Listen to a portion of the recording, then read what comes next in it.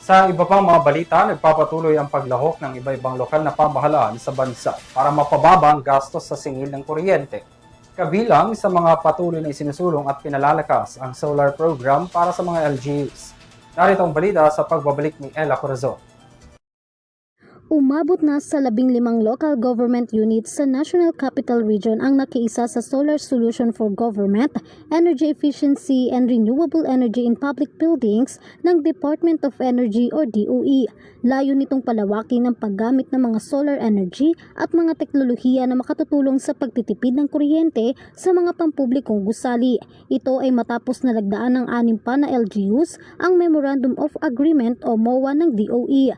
Kabilang sa mga nakiisa sa programa ang Caloocan, Las Piñas, Malabon, Muntinlupa, Parañaque at Pateros. Matatandaan na nauna nang lumagda sa kasunduan noong Nobyembre 2025 ang lungsod ng Maynila, Quezon City, Pasig, Taguig, San Juan, Valenzuela, Mandaluyong, Navotas at Pasay. Sa ilalim ng kasunduan, magsasagawa ang mga LGUs ng iba't ibang hakbang upang mapababa ang konsumo ng kuryente sa mga establishmento.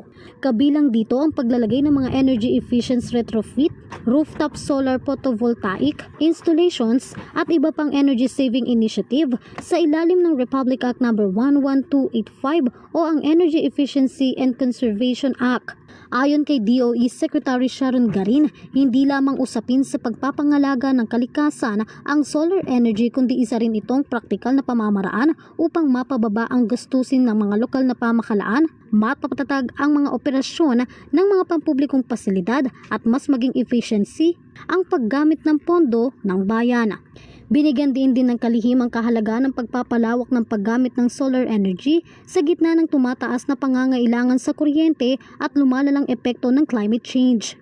Samantala, kamakailan ay naglabas ang DOE katuwang ang Department of the Interior and Local Government or DILG at Department of Public Works and Highways or DPWH ng Joint Memorandum Circular na magpapadali sa proseso ng net metering application sa pamamagitan ng pagkakaroon ng iisang pamantayan sa mga kinakailangan at pananaw sa schedule ng proseso. Inaasahang magpapabilis ito sa paglalagay ng rooftop solar systems sa mga gusali ng pamahalaan.